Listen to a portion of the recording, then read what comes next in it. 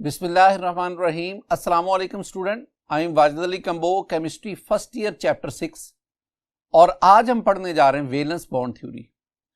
Student, valence bond theory का topic हम 2 lectures में वाइंड अप करेंगे। तो आज उसका पार्ट ए है और नेक्स्ट लेक्चर में हम उसका पार्ट बी पढ़ेंगे। वेलेंस बॉन्ड थ्योरी को शुरू करने से पहले मैं आपको ऑर्बिटल, जो टर्म हम पढ़ के आए हैं चैप्टर 5 में, ऑर्बिटल, इस टर्म को मैं दोबारा रिवाइज करवाना चाहता हूं। तो वेलेंस बॉन्ड थ्योरी से पहले ऑर्बिटल क्या है, आइए इसको पढ़ते हैं।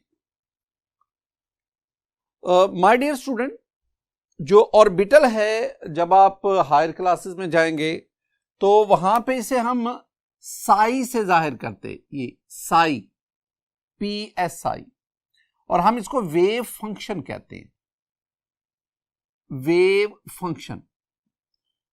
The concept of orbital was introduced by Schrödinger, SCHRODINGER,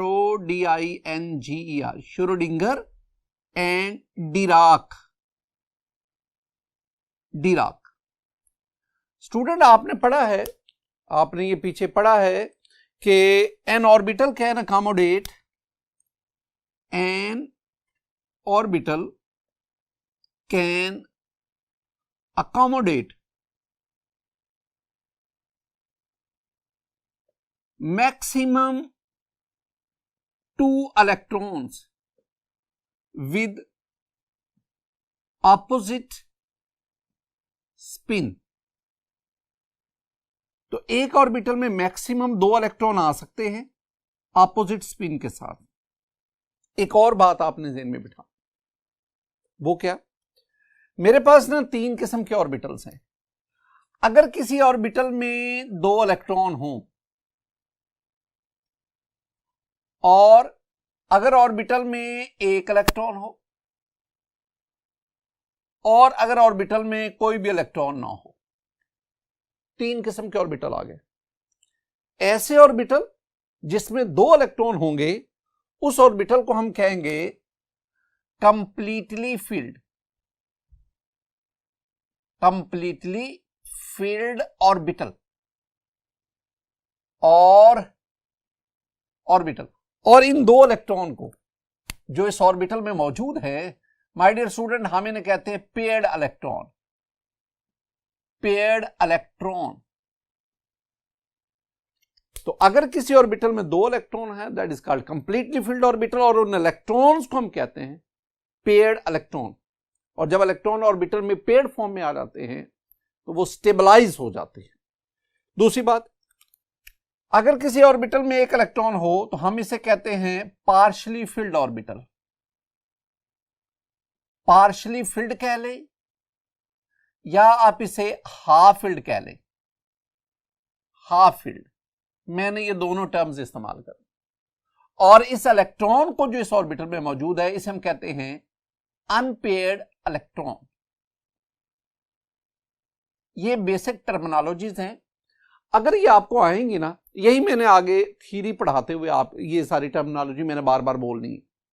और तीसरी बात, अगर किसी ऑर्बिटल में कोई इलेक्ट्रॉन ना हो, this one is called empty orbital. तो ऑर्बिटल के लिहाज से आपको ये वो बुनियादी बातें हैं जो आपको फर्स्ट ईयर लेवल तक ये आपको समझनी, ये वो टर्मिनोलॉजीज हैं जो आगे वेबीटी है, हाइब्रिडाइजेशन है, मॉलिक्यूलर ऑर्बिटल थ्योरीज है, इनको पढ़ते हुए ये चीजें आपको आनी चाहिए। माय डियर स्टूडेंट, मैं आपको ना 3 तरह के ऑर्बिटल आपके साथ शेयर करूंगा, डिस्कस करूंगा। पहले मैं आपके साथ डिस्कस करूंगा एटॉमिक ऑर्बिटल्स, एटॉमिक ऑर्बिटल्स। फिर हम पढ़ेंगे हाइब्रिड ऑर्बिटल्स, हाइब्रिड ऑर्बिटल्स। और स्टूडेंट, फिर हम पढ़ेंगे molecular orbitals.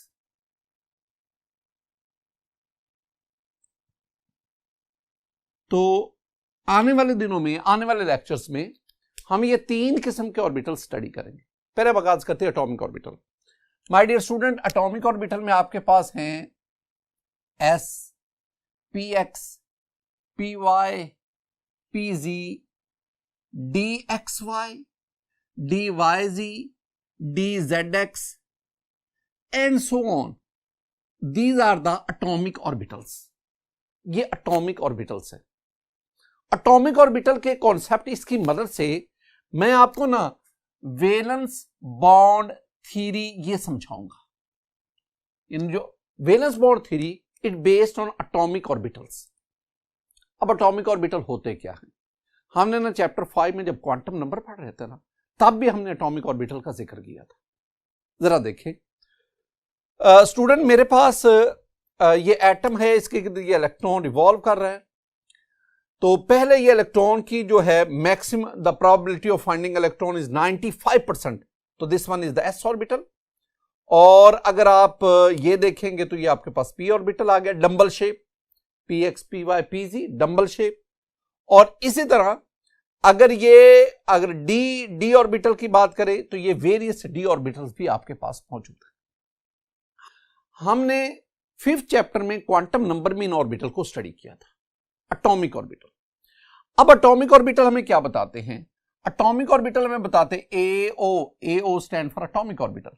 My dear student, जब एटॉमिक ऑर्बिटल ओवरलैप करते हैं, ओवरलैप वीबीटी के मुताबिक, जब एटॉमिक ऑर्बिटल, कौन से atomic orbital? Partially filled, half filled. जब half filled atomic orbital overlap करेंगे तो हमारे पास कोवलेंट बॉन्ड बनता है, कोवलेंट बॉन्ड। अब ये कोवलेंट बॉन्ड दो तरह का है। एक आपके पास ये बनता है सिग्मा बॉन्ड, एक आपके पास ये बनता है पाई बॉन्ड। दो एटम्स के दरमियान सिग्मा बॉन्ड, पाई बॉन्ड, जो ऑर्बिटल की ओवरलैपिंग से बनता है। सिग्मा बॉन्ड कब बनेगा? जब हाफ फील्ड या पार्शियल फील्ड ऑर्बिटल, जब ये यानी एटॉमिक ऑर्बिटल, जब ये हाफ फील्ड या पार्शियल फील्ड एटॉमिक ऑर्बिटल ये हेड टू हेड और लीनियर ओवरलैप करेंगे।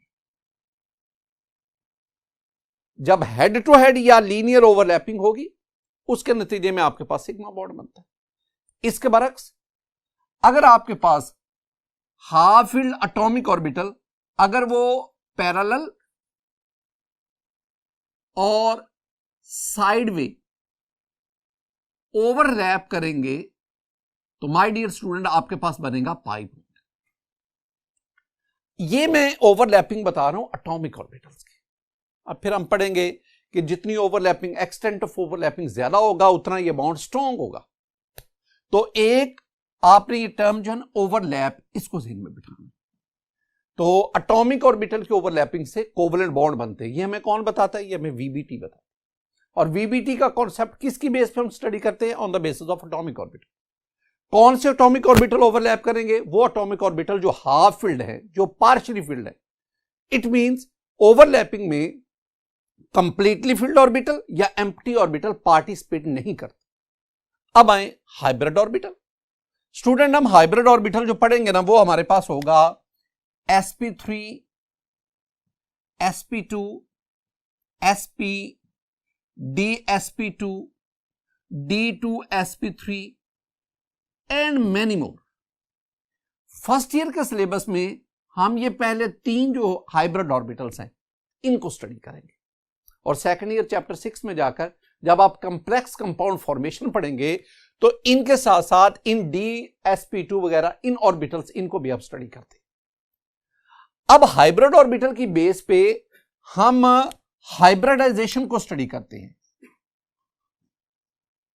हाइब्रिडाइजेशन, तो हाइब्रिड ऑर्बिटल्स की बेस पर हम हाइब्रिडाइजेशन को स्टडी करते हैं। हाइब्रिडाइजेशन में हम क्या पढ़ते हैं? हम पढ़ते हैं कि ये जो एटॉमिक ऑर्बिटल्स है ना, जो हम ऊपर पढ़ के आए हैं, ये जो एटॉमिक ऑर्बिटल हैं ये पहले इंटरमिक्स होते हैं। इंटरमिक्स, एटॉमिक ऑर्बिटल की इंटरमिक्सिंग की वजह से हाइब्रिड ऑर्बिटल बनते हैं, हाइब्रिड ऑर्बिटल्स। और माय डियर स्टूडेंट, ये जो हाइब्रिड ऑर्बिटल्स हैं इनकी ओवरलैपिंग होती है, और इनकी ओवरलैपिंग से आपके पास बॉन्ड फॉर्मेशन होती है।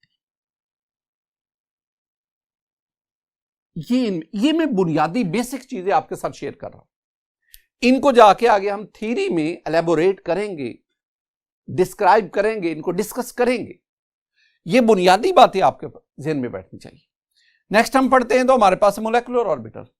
माय डियर स्टूडेंट, हमारे पास जो मोलेकुलर ऑर्बिटल है ये हम पढ़ेंगे sigma 1s, sigma star 1s, sigma 2px, pi 2py, pi asterisk 2pz and many more.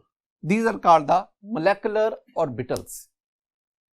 My dear student, इसमें हम पढ़ेंगे molecular orbital, हम पढ़ेंगे molecular orbital theory में, और वहां भी मैं आपको पढ़ाऊंगा कि जब एटॉमिक ऑर्बिटल ओवरलैप करते हैं, ओवरलैप, तो हमारे पास मोलेकुलर ऑर्बिटल्स बनते हैं।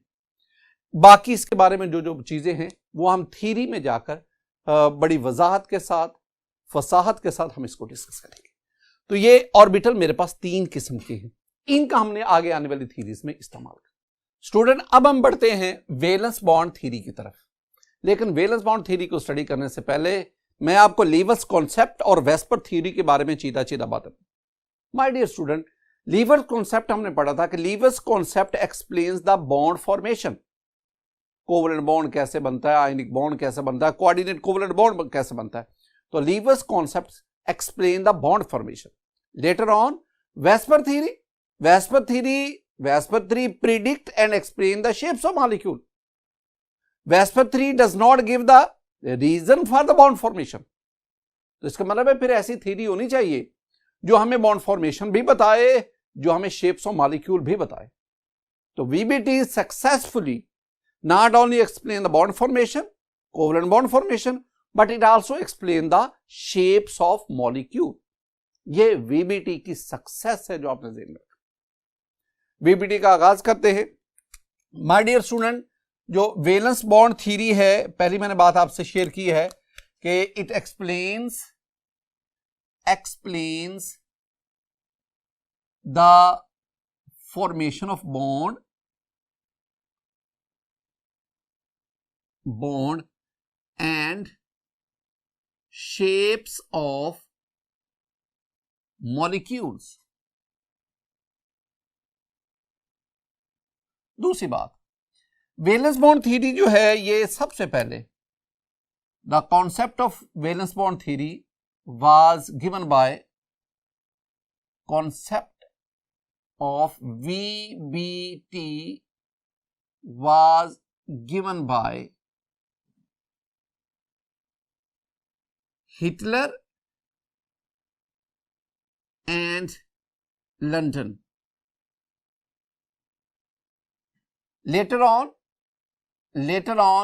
two other scientists, they extended the valence bond theory, and this theory was extended by Pauling and Slater. ये बुनियादी बातें हैं माय डियर स्टूडेंट जो आपने ज़हन में रखनी। अब हम आगे बढ़ते हैं। वैलेंस बॉन्ड थ्योरी है क्या? According to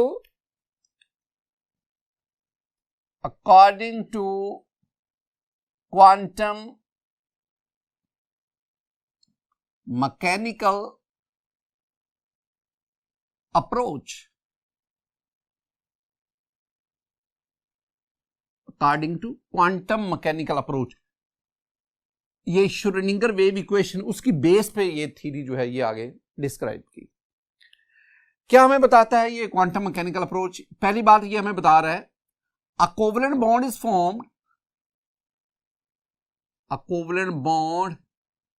formed by the overlapping of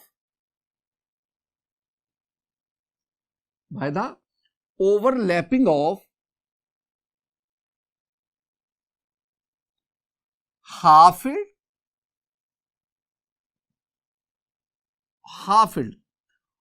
orbitals in the valence shell of atoms, atom के वैलेंस शेल में जो हाफ फिल्ड ऑर्बिटल हैं उनकी ओवरलैपिंग से कोवलेंट बॉन्ड बनता है। यहां दो बातें मैं पहले भी आपसे डिस्कस कर चुका दोबारा। पहली बात, हाफ फिल्ड ऑर्बिटल ऐसे ऑर्बिटल जिसमें एक इलेक्ट्रॉन है, जैसे पार्शियल फिल्ड ऑर्बिटल, इनकी ओवरलैपिंग होगी। पहले भी मैंने जिक्र किया कि ओवरलैपिंग में कंप्लीटली फिल्ड ऑर्बिटल पार्टिसिपेट नहीं करते, एम्प्टी ऑर्बिटल पार्टिसिपेट नहीं करते अकॉर्डिंग टू वीबीटी। दूसरी बात, दूसरा पॉइंट आप ज़हन में रखेंगे कि a pair of electron, a pair of electron, one electron from each atom, दो एटम है ना जिनके ऑर्बिटल ओवरलैप कर रहे हैं, हर ऑर्बिटल में एक एक इलेक्ट्रॉन है, तो दोनों एटम के एक एक electron mean a pair of electrons. A pair of electrons, one electron from each atom occupy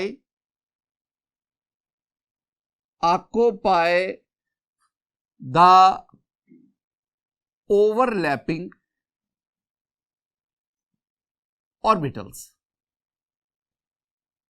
तीसरी बात, ये पहले आप बातों को समझें, फिर हम इसको डायग्राम की मदद से ना मजीद समझने की कोशिश करते हैं। पहले इनको याद करते हैं। तीसरी बात, जब दोनों इलेक्ट्रॉन यानी पेयर ऑफ इलेक्ट्रॉन एटम के दरमियान में आ जाते हैं, ये पेयर्ड अप होते हैं विद अपोजिट स्पिन और यूं अपने आप को स्टेबलाइज करते हैं, यानी oppositely spin electrons in overlapped orbital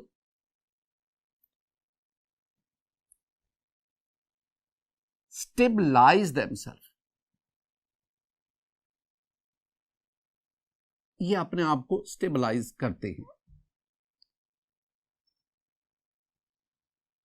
ये तीन बातें ना स्टूडेंट आपने याद करनी है रट्टे की हद तक।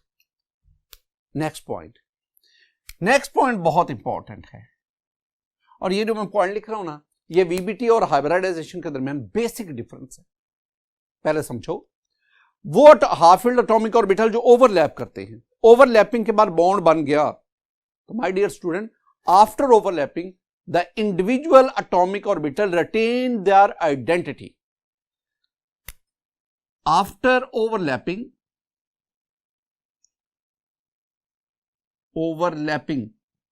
the individual atomic orbitals retain बरकरार रखते हैं their identity, अपनी शनाख्त बरकरार रखते हैं। रिटेन देयर आइडेंटिटी, ये बिल्कुल इसी तरह है जब आप मिक्सचर बनाते हैं ना, तो आपने वाटर लिया, वाटर में शुगर को मिक्स किया, आपके पास वो सॉल्यूशन बना। अब उस सॉल्यूशन के अंदर वाटर और शुगर दोनों अपनी प्रॉपर्टीज को रिटेन रखते हैं। आपको उसमें शुगर का टेस्ट भी आएगा, वाटर का भी आपको मालूम होगा। तो इसका मतलब है in sugar solution the water and sugar retain their identity. इसके बरक्स अगर मैं सोडियम का और क्लोरीन का रिएक्शन करवाऊं, सोडियम क्लोराइड बना।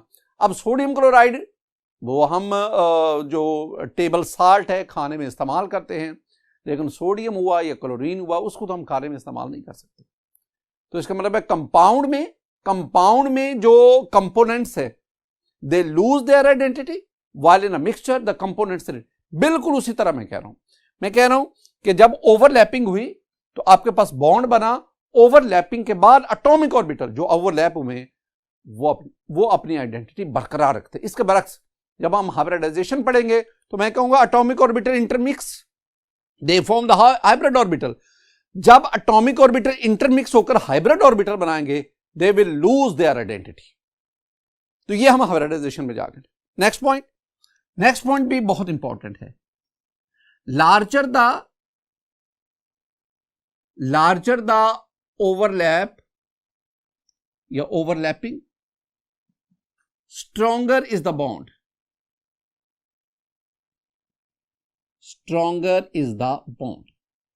तो जितना एक्सटेंट ओवरलैपिंग ज्यादा होगा उतना बॉन्ड मजबूत होगा, उतना स्ट्रांग होगा।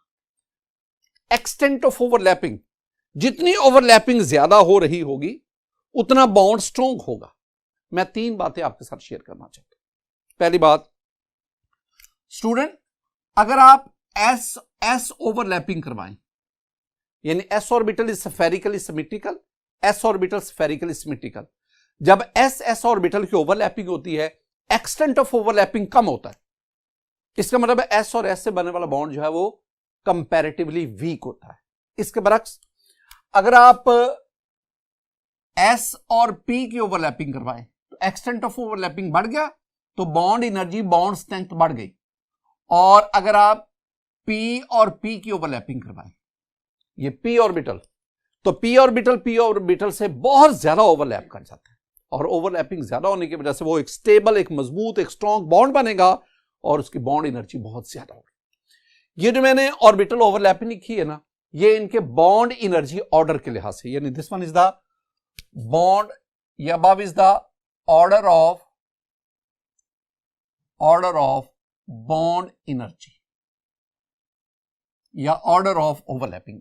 इसके बिल्कुल इसी तरह ओवरलैपिंग के दौरान जितना ओवरलैप्ड ऑर्बिटल न्यूक्लियस के करीब होगा, ओवरलैपिंग के दौरान जितना ओवरलैप्ड ऑर्बिटल न्यूक्लियस के करीब होगा, उतनी न्यूक्लियस की उन इलेक्ट्रॉन पर, पेड इलेक्ट्रॉन पर अट्रैक्शन स्ट्रांग होगी, उतना वो बॉन्ड स्ट्रांग होगा, उसकी बॉन्ड एनर्जी ज्यादा होगी। इसका मतलब हुआ कि अगर वन से मुराद है फर्स्ट ऑर्बिटल, अगर फर्स्ट ऑर्बिटल के ऑर्बिटल ओवरलैप कर रहे हैं तो इनकी बॉन्ड एनर्जी ज्यादा होगी। अगर फर्स्ट और सेकंड ऑर्बिट के ऑर्बिटल ओवरलैप करते हैं तो बॉन्ड एनर्जी कम होगी। और अगर सेकंड, इट मींस कि जितना आप न्यूक्लियस से अवे जाएंगे, तो जितना न्यूक्लियस से अवे जाएंगे, न्यूक्लियस से दूर ऑर्बिट के ऑर्बिटल की ओवरलैपिंग वो न्यूक्लियस से दूर होगी, लिहाजा उनकी बॉन्ड एनर्जी भी कम। एक और चीज, माय डियर स्टूडेंट, अगर मैं आपसे कहूं कि what are the necessary conditions, what are the necessary conditions for the formation of covalent bond? तो पहली बात वेरी सिंपल, पहली बात यह है कि कोवलेंट बॉन्ड फॉर्मेशन के लिए the atoms whose orbital are going to be overlap, those atom come close to each other, एक दूसरे के करीब आएंगे। दूसरी बात जो ज़हन में रख रही है वो है कि पार्शली फिल्ड ऑर्बिटल दे overlap, half filled orbital overlap. और तीसरी बात हम ये कहेंगे very important, that is covalent bond is directional,